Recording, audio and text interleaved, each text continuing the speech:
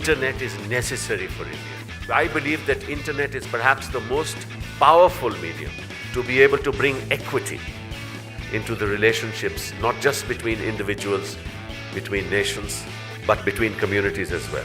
There is a huge agenda in terms of digital literacy. So there is this whole rural ecosystem which will flourish around this, provided the basics are in place. For us in the social media space, in politics today, it supplements and complements what we're doing, but it can't replace it.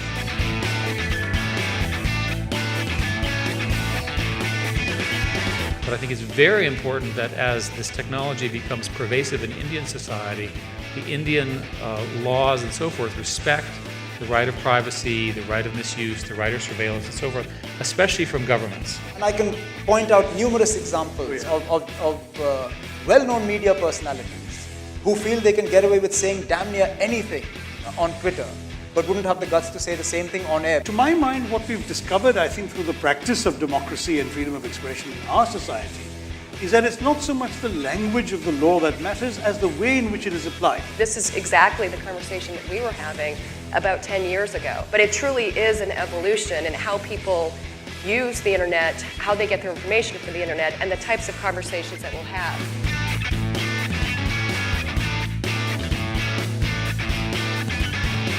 Newspapers here are so successful still in print. It can blind you to the strategic need for great change. The ability of readers to call mainstream media to account is something that cannot be minimized. For me, that's what I find very valuable about the social media, that you have conversations, and as long as they're civilized, they produce very good outcomes.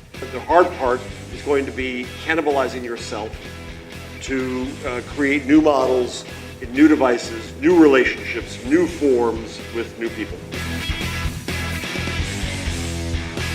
Storytelling can become free again.